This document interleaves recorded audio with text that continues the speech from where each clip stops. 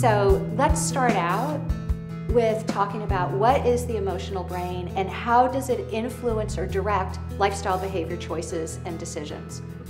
This is such an exciting time to be talking about this. Companies in this space, in the lifestyle, wellness, health, sustainability area, are at a place where their passion, their excitement, even their idealism has a voice, has a chance to go out and make the world aware of how many great things are possible, the human potential. And part of that awareness has to start with emotional awareness. You might have the best product, but unless you have the emotional story that brings people in and want to hear more, you're not going to succeed. So let's talk a little bit about story, meaning, and the emotional brain. What is the deal with storytelling? Is it because it's making meaning? What is story as far as our biology is concerned? You want to see biology? Look at infants, look at babies, look at young children. You can put a pie chart in front of a baby. They may or may not look at it. They might be distracted by purple flowers right next to it. They're not going to notice data. But if you start saying, once upon a time, the baby becomes transfixed. They don't even understand the language yet, but there is something within the temporal lobe of the brain that predisposes them to want to hear story. It's so much part of the biology of the human brain. We can take in pieces of information, but people are like, I can't remember any of that stuff that somebody told me to remember.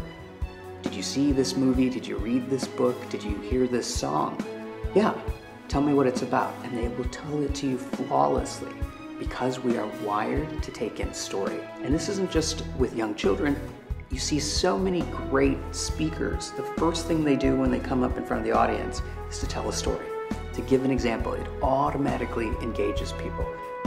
Buddha teaches in story. Jesus teaches in story. Because it is part of this compelling way in which we share our insights and love and connection.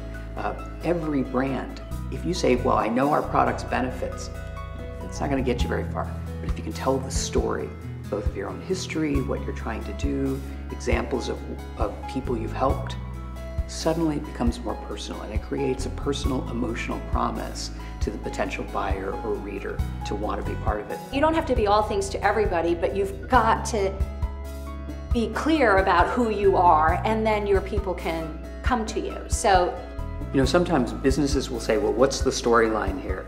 And they think it means which numbers or which facts. There's part of that that's a story, but what we really identify with is character. We identify with adversity. We identify with hope. And so when we tell a story, what we're trying to get across to someone is, here is a situation, and the moment that the person hears that situation, they can say, I have been in that situation. I know what that's like. How did they make it through? How did they overcome that? And even if they haven't been in the exact same thing, when they see that, they can relate to it. So there has to be a character with some struggle and then some sense of the lesson learned. That's a story. So there's that identification, and so that's part of that empathy that we're hardwired for. In fact, empathy is not just oh, isn't that interesting, the brain can do that. It is our primary survival mechanism. Every species on this planet survives because of group unity. Birds cannot survive on their own. They survive because they fly together. Horses run together.